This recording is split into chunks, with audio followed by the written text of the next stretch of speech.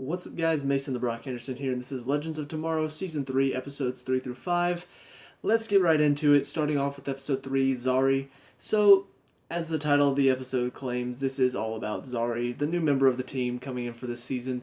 We meet her all the way in 2042 in the future.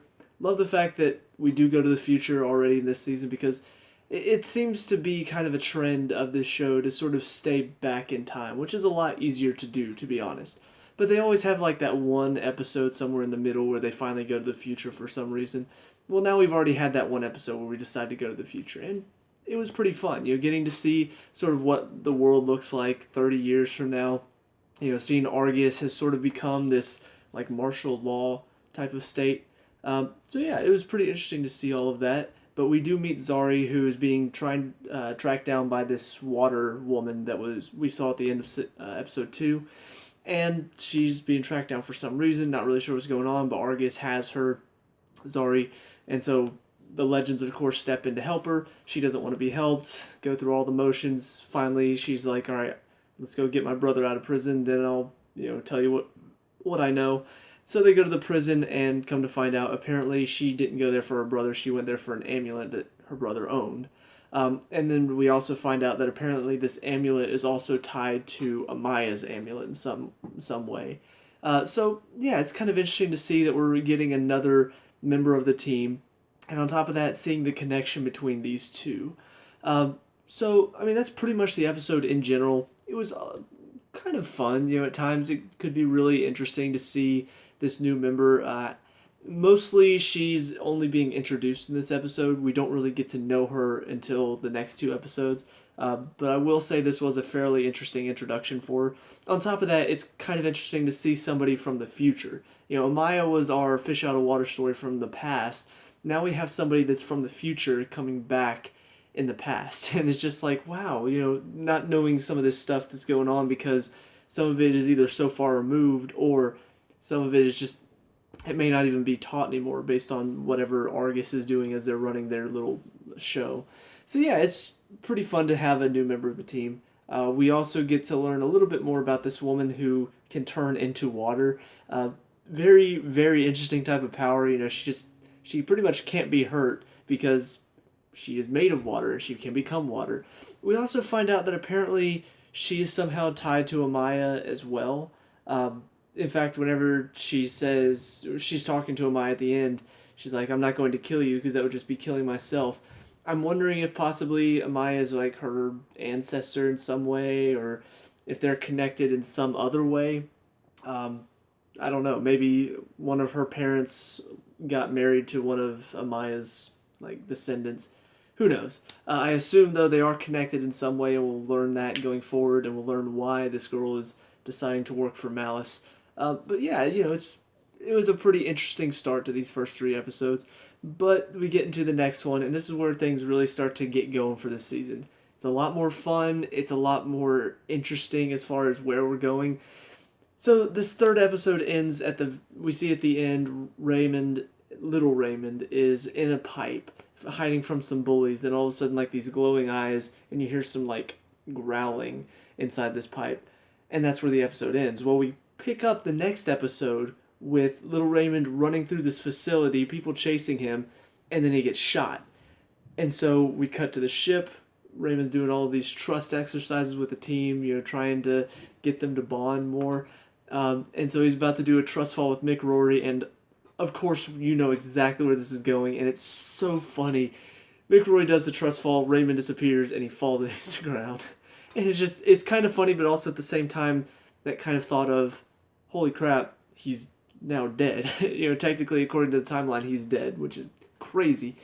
But we come to find out that apparently little Raymond found a baby Dominator. So first of all, we're bringing the Dominators back in this episode, which very, very interesting. I'm looking forward to seeing how they're going to incorporate this later on. Little baby Dominator is kind of adorable. A lot of good, funny moments with it. My favorite has to be at the very end where all these scientists have the guns pointed at them, and it starts making them do the I'm Singing in the Rain little tap dance section. Was that it? Yeah. It was funny. It was really, really funny to see that. But we see sort of the bond forming between Little Raymond and the Baby Dominator. I'm starting to feel like this is probably going to come back at some point. You know, he names it Gumball. I assume they'll probably see the Dominators again at some point, and probably Raymond will be like, "Hey, Gumball," you know, because it'll recognize him, he'll recognize it. I assume that's the main reason why they even did this in the first place, but the title of the episode is Phone Home, and so of course because it's entitled Phone Home, we have to have that ET moment where they're riding away on the bikes, and then all of a sudden Zari uses her wind powers to pick them up and carry them across the moon. So, you know, it's a lot of funny stuff, but it's also kind of interesting to see, I guess, little Raymond see what his life was like as a kid. You know, seeing him get bullied, seeing that he didn't really have a lot of friends. Even, you know, his mom is talking to uh, Maya and Nate and pretty much saying, you know, he doesn't really have anything else except for his inventions. You know, I want him to go find friends, but he doesn't want to. And seeing sort of Ray realize that that's how his life was as a kid. You know, he kind of had sort of an idealistic picture of what it was like back then, but he's starting to realize that no, he was kind of an outcast. He didn't have friends because he was too busy doing other stuff. And so it was just a little insight into Ray's backstory, and I thought it was a very well done episode overall. Uh, Intrigue, a lot of fun, a lot of interesting stuff going on. Baby dominators, adult dominators looking for their child. I mean, it had a lot of stuff going on, and it was really really fun to see. A couple of the things that I'm not really sure about yet. Uh, we're kind of doing this thing between Nate and Amaya, which of course we're going to because they split up at the beginning of this season and now they're back together, kind of, you know, they're hanging out again, which is always going to be awkward. But we're doing a lot of this awkward humor that it fits in the tone of the show, you know, where somebody like Curtis in Arrow, his style of humor doesn't fit in that show because most of it is not awkward humor. Most of it is very dry, sarcastic humor. And so his style of humor doesn't fit with that show. The awkward humor here does fit because not only does it fit with the characters, but it kind of fits with the overall feel of the show, which is basically a comedy most of the time. Um, so it does fit with the show, but I don't know how I feel about doing it with Nate and Amaya because I just don't feel like they had enough of a relationship last season to warrant this sort of awkwardness that they're feeling. You know, like clearly they did have feelings for each other. They were together for a very long time, even after the end of last season, before she decided to go back. So I don't know. The awkward relationship stuff that they're doing doesn't really feel right. You know, I don't mind awkward humor, but awkward relationship humor just feels unnecessary. And it feels like it's kind of weighing down what should be either you're building them back up to be in a relationship or you're kind of building them as characters to realize that what they had was great, but it can't happen because she's from a different time period. You know, I feel like they should do something more here than just make some jokes about how she's jealous because Nate's talking about how hot Ray's mom is. You know, it doesn't feel right for them. So I didn't really enjoy that part. On top of that, it kind of feels like maybe they're setting up something between Ray and Zari at the end of this episode. You know, she's talking to him about, you know, if you didn't have a whole lot of friends, I can be there for you or something. I don't know. It feels like they're trying to play it off as like, oh, guys, they're just going to hang out as friends, but clearly it's one of those things that you feel like is just going to build into a relationship because for some reason the show feels like it has to do relationships. I don't know. Maybe that's not where they're going with it. Maybe it was just an innocent, you know, I'm looking to help you because I saw you as a kid and I feel like I understand you a little bit better now. But, you know, Zari, it does sort of give a little bit more to her character. You know, it allows her character to grow, and I think they did a pretty good job with that in this episode. And then we get to the last of these three episodes, episode 5, Return of the Mack. Not really sure why it's called that. Obviously, one of the things that happens in this episode is the return of Damien Darhk. So I guess in this episode, he's the Mack. But another really interesting episode, we see Rip Hunter is in old England, and he finds a dead body. It kind of almost set up like he looks like Jack the Ripper because he's following this woman down an alleyway. And then all of a sudden, the woman stumbles upon a dead body of a man, and Rip sees 2 bite marks, and so he's like, oh, vampire. And so the anachronism, it looks like, is going to be a vampire, but turns out that's not the case.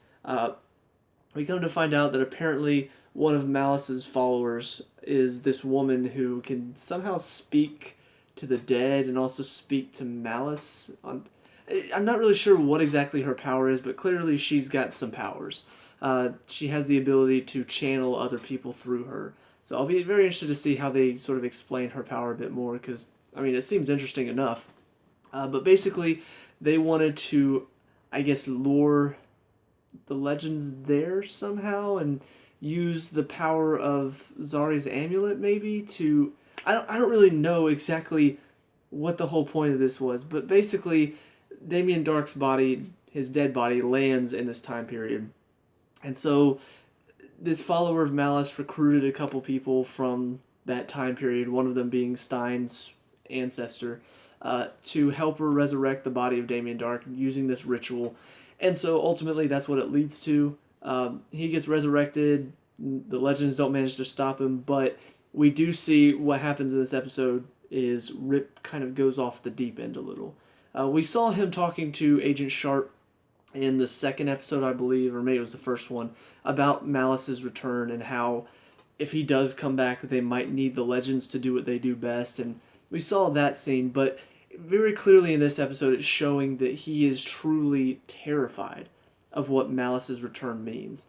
And so it's kind of interesting to see him sort of go against the grain and go against the bureau that he built, because that's how desperate he is to stop Malice. That's how desperate he is to make sure he doesn't return. And in doing so, he ends up bringing about the return of Damien Darhk, by trapping the legends on the Wave Rider. So, yeah, kind of interesting to see Rip Hunter on such a desperate level, because we haven't really seen this since the first season. First season he was desperate to stop Vandal Savage from killing his family, to the point where he was willing to do anything. Now, season 3, he's so desperate he's willing to go against the Time Bureau, which he created, just to stop Malice from returning, because that's how dangerous he thinks he is. So it sort of builds up how dangerous and how, I guess, insanely crazy powerful Malice is going to be. But I hope he turns out to be as bad a villain as they're building up to be, because that would be freaking awesome. So yeah, that's about it for the main story of this episode. We do have some little side stories going on in this one as well. We see Stein is dealing with the birth of his grandson. Yeah, his grandson, which they've named Ronnie, which I thought was very, very nice, because Ronnie was the original pair in Firestorm. So he's dealing with that. He kind of wants to return. He wants to see his grandson, and Jax feels that. So he has Ray make this concoction to sort of, I guess, cut off their connection as Firestorm. I'm not entirely sure why. But basically Jax is saying, look, I want you to be able to go there and be a grandfather. So if we can find some way for us to stop being Firestorm and just make me Firestorm, then you wouldn't have to worry about that anymore. So it's kind of interesting to see that's what they're sort of building up there. We also see that... What was the other one? Oh, we see Amaya and Zari are kind of building a little bit more of a bond through their totems. We see in I think it was the third episode, we saw Amaya go through this kind of vision, and she's talking to one of her ancestors who says, trust the amulet, and, don't... What were her words exactly? It was something about don't let down the new bearer of the amulet or something like that. And so clearly she's starting to see that there is a bond between her and Zari because of their totems. And so they're starting to sort of build a friendship in this episode because they do have that connection. And Zari at first is sort of hesitant. She doesn't really want to, because she doesn't see this as anything else than her brother's trinket. But by the end of this episode, the follower of Malice... What was her name? I'm going to remember her name, I hope. I don't think I'm going to remember it right now. I will remember it later. But we see she takes the amulet from Zari and then captures her. And after the ritual is said and done, she's about to use her powers. But then Zari calls the amulet back to her, and it flies off of her neck and into her hand. And so she's starting to see the value of the amulet a little bit more by the end of this episode. So, these little side stories building up here in this episode, and hopefully going to build to something even better by the end of the season. But these 3 episodes, all really good. Interesting, funny, a lot of fun as well. The action at times could be really interesting. In fact, my favorite action scenes so far this season happened in this last episode whenever Damien Darhk returns. He's so happy that they just start playing a song and he's just like, yeah, I'm back, baby, and drinking a beer as he's tossing people around the room with his powers. And it's so funny to see somebody who's normally very refined as Damien Darhk, who, on Arrow he was just all serious and I'm going to kill you and all this stuff, and now he's like dancing across the room like, woo, I'm back, and tossing people aside and kicking this one guy away for a field goal. It was funny to watch, and that's pretty much what this season has been so far. It's been a lot of fun, not to be taken too seriously, but still, it does have some weight to it, and I think that's what's really going for it right now. So that's it for me. Let me know what you guys think down in the comment section below. What were your thoughts on this episode? What do you expect to see going forward? Let me know. We can talk about and discuss all that good stuff. Leave a like and subscribe for future Legends of Tomorrow, and I'll see you guys the next one. Peace out.